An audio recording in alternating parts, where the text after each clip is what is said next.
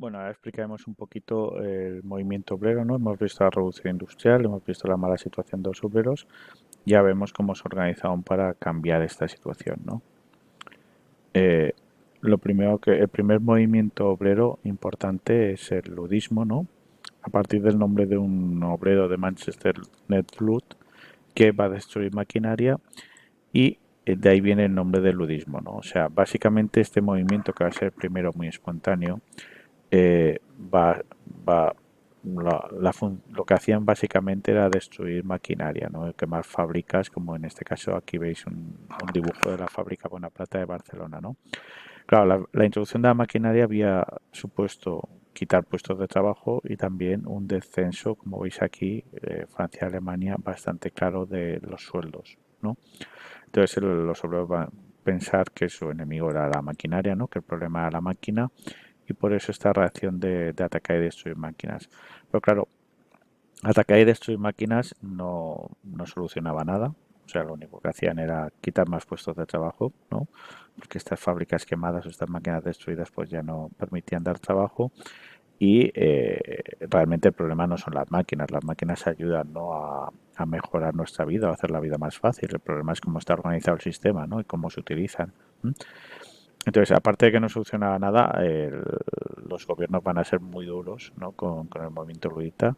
Se va a poner precio a la cabeza de los luditas y algunos van a ser ejecutados, no van a ser asesinados, lo cual es bastante exagerado, ¿no? Pero es una demostración de esto que hemos comentado, de cómo las leyes estaban hechas desde la burguesía y para la burguesía, porque por destruir máquinas o por quemar una fábrica sin matar a nadie que te ejecuten, pues evidentemente es una pena bastante desproporcionada, ¿no? Bueno, aquí más dibujos de ludismo.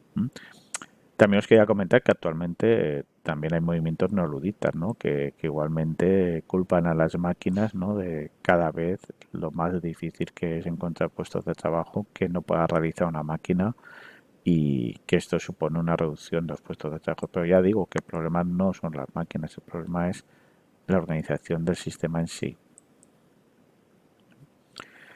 Acordaos de que también en la prohibición de los gremios es una prohibición total de cualquier tipo de asociación de trabajo, de obreros, ¿no? Y en este sentido, los burgueses igualmente hacen leyes antiasociativas como la ley Chapelier en Francia o las Combination Acts en Inglaterra que prohibían asociarse a los obreros, ¿no? De tal manera que los obreros no podían unirse para luchar por mejorar por sus condiciones laborales, ¿no? La excusa era que el liberalismo decía, bueno, la negociación tiene que ser individual, no puede ser que un grupo pueda presionar a un individuo, si tú eres un buen trabajador te subían el sueldo, pero realmente así la burguesía podía mantener las malas condiciones de los obreros, ¿no? Los obreros desde el principio luchaban por eliminar estas leyes, ¿no? Luchaban también por cambiar todo lo que sería la política laboral. ¿M? Un caso famoso es en Manchester, ¿no? Esta concentración de la plaza de San Peter, ¿no? Donde, bueno, simplemente estaban pidiendo cosas como sufragio universal masculino y mejoras laborales y esto acabó con una carga del ejército inglés, lo que se conoció como la matanza de San Petersburgo con 11 muertos y 400 heridos. Estas son imágenes de esa carga. ¿Cómo consiguieron los obreros eliminar las leyes antiasociativas? Bueno, pues sobre todo, aparte de la movilización, manifestaciones y huelgas, con la creación de asociaciones de socorro mutuo. O sea, eh, los obreros del miserable sueldo que tenían eran bastante solidarios entre sí. Una pequeña parte la guardaban, ¿no? Y con ese dinero que entre todos acumulaban, ayudaban a los compañeros que tenían algún problema grave, ¿no? Que no podían trabajar por enfermedad, por accidente.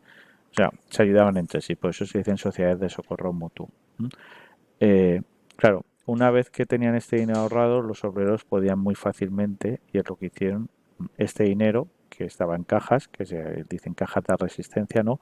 Les permitía a partir de que tenían este dinero poder hacer huelgas de más larga duración. Cuando haces huelga no cobras y no comes, pero con este dinero realmente los obreros que tenían dinero para poder hacer huelgas más largas, de más larga duración. Por lo tanto, se eliminaron las leyes antisociativas y ya los obreros pudieron hacer sus propias asociaciones, los sindicatos, ¿no? donde, bueno, a partir de este momento luchan por mejorar las condiciones laborales, subir los sueldos, rebajar los horarios, sobre todo eliminar el trabajo infantil, ¿no? En España el principal sindicato inicial, no, el primer sindicato se en Barcelona en 1840 de tejedores de algodón, pero el principal sindicato pronto a finales del siglo XIX, que sigue existiendo y sigue siendo el principal sindicato actualmente, sea la UGT. Bueno, aquí veis imágenes del trabajo infantil. Los niños utilizan, como hemos visto, en el trabajo de la maquinaria, en las minas. Cobraban muy poco y por su tamaño, pues eran muy útiles para algunos trabajos. Aquí tenéis el primer sindicato en España, que va a ser el de tejedores de algodón en Barcelona. Y la principal reivindicación de los obreros en el siglo XIX, que era la jornada laboral de 8 horas, ¿no?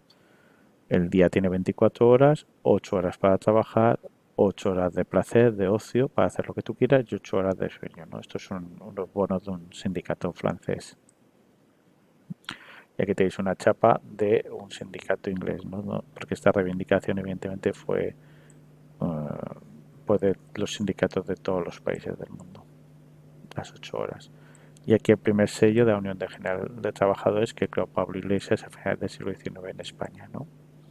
Sí, en España este señor Pablo Iglesias, que era un obrero, tipógrafo, que eran obreros que cobraban un poco más, especializados, sabían leer y escribir, fue el fundador tanto del PSOE, del primer partido obrero en 1879, como de la UGT, la Unión General de Trabajadores en 1888, ¿no?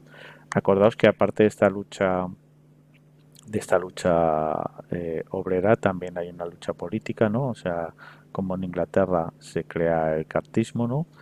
Y se crean los primeros partidos obreros porque se dan cuenta de que no basta con luchar en las fábricas, sino que hay que cambiar la legislación y para eso hay que estar en el Parlamento, ¿no? Hay que conseguir el sufragio universal masculino primero y luego que los partidos obreros consigan entrar en los parlamentos y cambiar la legislación a favor de los obreros, ¿no? Por ejemplo, esa jornada de 8 horas, ¿no? Bueno, los partidos tenían órganos de difusión como periódicos, el socialista en el caso del PSOE, y aquí tenéis el primer escudo del PSOE, ¿no? Donde hay esta unión entre trabajo, el yunque y cultura, el libro.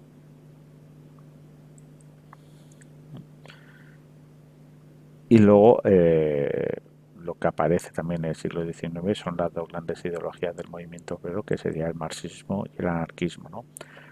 El marxismo de Marx y de Engels, alemanes, y el anarquismo de Bakunin y Kropotkin, rusos, ¿no?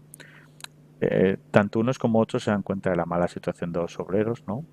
Y tanto unos como otros piensan que el problema es que la burguesía, los empresarios sean propietarios de medios de producción, ¿no? Como fábricas, como tierras, ¿no? Donde puedan explotar a los obreros y quedarse con la plusvalía, con el plus que daban los obreros a las materias primas para construir materiales, y por eso piensan ambos que la solución a esta desigualdad es eliminar la propiedad privada de los medios de producción de tal manera que no haya unos que por tener estos medios de producción puedan explotar a otros. O sea, están de acuerdo en cuál es el problema y cuál es la solución. O sea, el problema o las diferencias entre ambos son los medios, ¿no? Los marxistas creen que hay que tomar el poder y hacer la dictadura del proletariado, o sea, los obreros tienen que tomar el poder y eliminar esa propiedad privada de los medios de producción, y para eso, entre otras cosas, se puede utilizar la acción política y hacer partidos políticos, mientras que los anarquistas piensan que no hay que hacer partidos políticos, que cualquier tipo de jerarquía o cualquier tipo de que tú dejes tu responsabilidad en otros es errónea, que tampoco hay que tomar el poder, que el poder en sí mismo corrompe y que no hay que tomar el poder, sino destruirlo, y por lo tanto no creen en partidos políticos, tampoco creen que haya que hacer una revolución organizada, jerarquizada, sino que tiene que ser algo mucho más espontáneo, ¿no? O sea, mientras los marxistas crearon sindicatos y partidos, los anarquistas nunca crearon partidos, sí que crearon sindicatos, aunque no se presentan a las elecciones sindicales, y utilizaron otros medios de acción aparte de los sindicatos, ¿no? Los anarquistas, ateneos para difundir sus ideas, eh, también algunos utilizaron la violencia, ¿no? Lo que ellos llaman propaganda de hecho.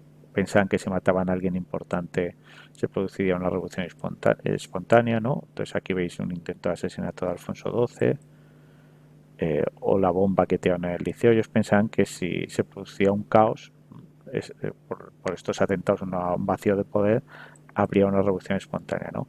Y por ejemplo en España los anarquistas pues mataron a 3 jefes de gobierno, ¿no? A Cánovas en 1897, Canalejas en 1912 y Dato en 1921. Realmente esta propaganda, de hecho, estos atentados no arreglaban nada, al revés, lo que provocaban una represión indiscriminada, ¿no? Y asesinatos de anarquistas y encarcelamientos. Otros anarquistas optaron por una otra vía, ¿no? Por ejemplo la educativa, Ferrer y Guardia, creando la Escuela Moderna en Barcelona, una escuela donde iban niños y niñas juntos, donde no había castigos físicos, donde no había religión. Y Ferrer y Guardia, por ejemplo, fue uno de estos anarquistas que fue víctima de la violencia. En este sentido, después, ya lo comentaremos, después de la Semana Trágica, se le acusó de ser el instigador y por ello fue juzgado y fusilado. Pero bueno, en un principio tanto marxistas como anarquistas estaban juntos en su idea de acabar con las desigualdades y la propiedad de los medios de producción y por eso crearon más, impulsado por más, se creó la primera internacional, ¿no? Aprovechando que en Londres había obreros de todo el mundo, allí bueno, se crea la primera internacional, aquí veis una alegoría de ellas, que es una idea de crear una asociación que una a todos los obreros del mundo para mejorar sus condiciones de trabajo.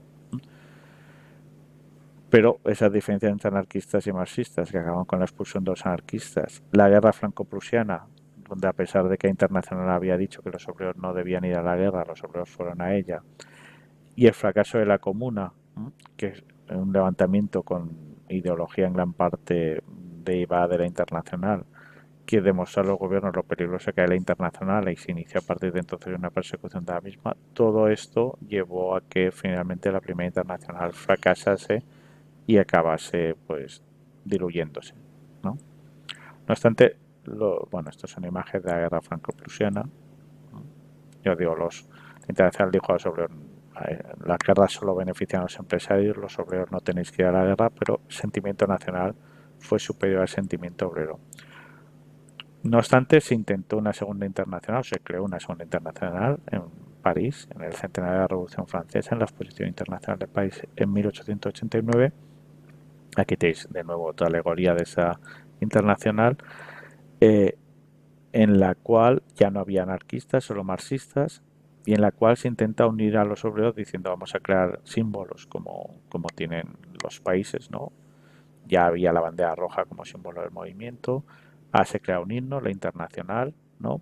Se crea un día de lucha, el 1 de mayo, con la idea de que los obreros tengan estos símbolos y les sientan más unidos, ¿no? No obstante, al igual que la primera, la segunda internacional acabó fracasando cuando estalló la Primera Guerra Mundial y de nuevo los obreros, en vez de hacer caso internacional y no ir a la guerra, fueron a la guerra. Pero las dos internacionales sirvieron para coordinar la lucha, ¿no? Y para que esta lucha fuera más internacional por estas mejoras condiciones de trabajo, eliminación del trabajo infantil, 8 horas laborales, etcétera. Sin el movimiento obrero no tendríamos las condiciones de trabajo que tenemos ahora. Gracias.